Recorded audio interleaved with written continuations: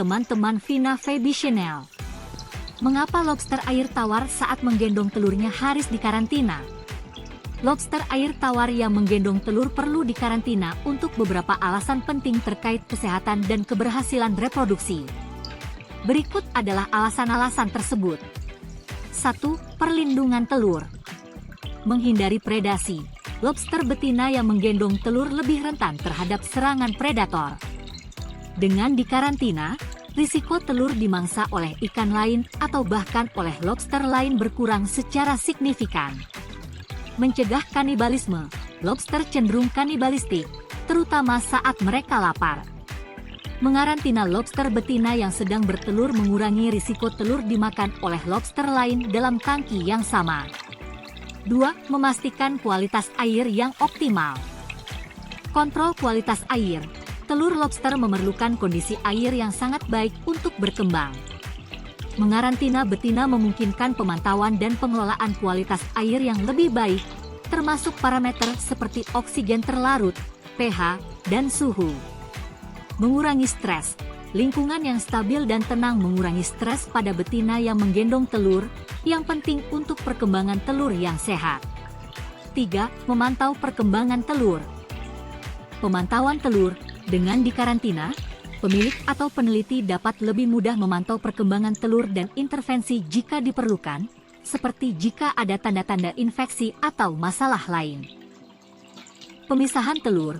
Setelah telur menetas, larva dapat dipisahkan dari induknya untuk mencegah pemangsaan dan meningkatkan tingkat kelangsungan hidup larva. 4. Menghindari penyebaran penyakit. Penyakit dan parasit. Lobster yang menggendong telur mungkin lebih rentan terhadap penyakit dan parasit.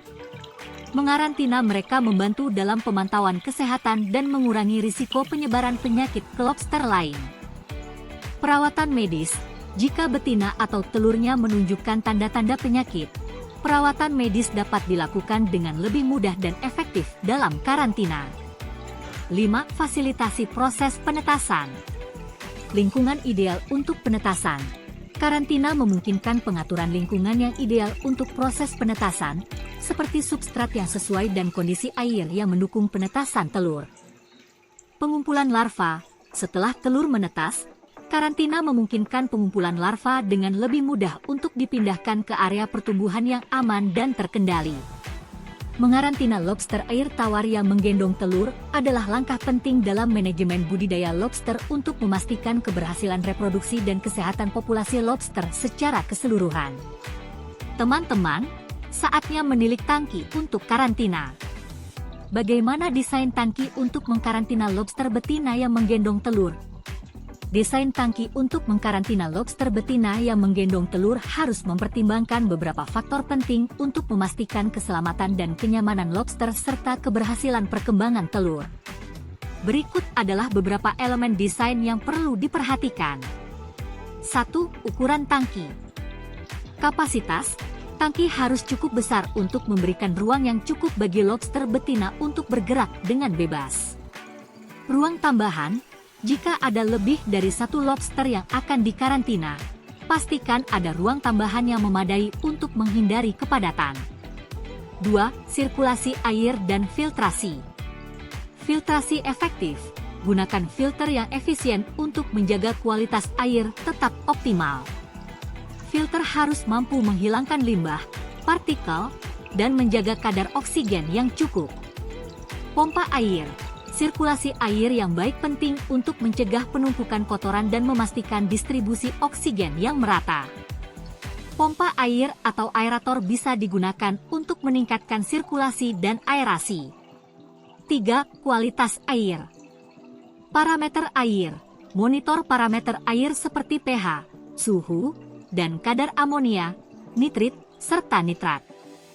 pH ideal untuk lobster air tawar adalah antara 7, 0 dan 8, 2, dan suhu optimal adalah antara 20 derajat Celcius dan 25 derajat Celcius. Perubahan air. Lakukan perubahan air secara berkala untuk menjaga kualitas air tetap baik. Disarankan untuk mengganti sekitar 10 hingga 20% air setiap minggu. 4. Substrat dan dekorasi. Substrat. Gunakan substrat yang halus dan tidak tajam untuk menghindari kerusakan pada telur dan lobster. Pasir halus atau kerikil kecil bisa menjadi pilihan yang baik. Tempat berlindung. Sediakan tempat berlindung seperti gua-gua kecil atau pipa PVC. Tempat berlindung ini memberikan rasa aman dan mengurangi stres pada lobster betina. 5. Pencahayaan. Pencahayaan redup. Gunakan pencahayaan yang redup karena pencahayaan terang dapat menyebabkan stres pada lobster. Lampu LED yang dapat diatur intensitasnya adalah pilihan yang baik. Siklus cahaya. Pastikan ada siklus siang dan malam yang teratur untuk meniru kondisi alami. 6. Pengendalian stres. Minimalkan gangguan. Letakkan tangki di lokasi yang tenang dan jauh dari lalu lintas manusia untuk mengurangi stres pada lobster. Kondisi stabil, jaga kondisi air dan lingkungan tangki tetap stabil, hindari perubahan drastis dalam parameter air atau suhu. 7. Pemantauan dan perawatan. Pemantauan berkala. Lakukan pemantauan berkala terhadap kesehatan lobster dan perkembangan telur. Perhatikan tanda-tanda penyakit atau stres. Karantina terpisah. Jika memungkinkan, gunakan tangki karantina terpisah untuk setiap betina yang menggendong telur untuk menghindari interaksi dan potensi konflik.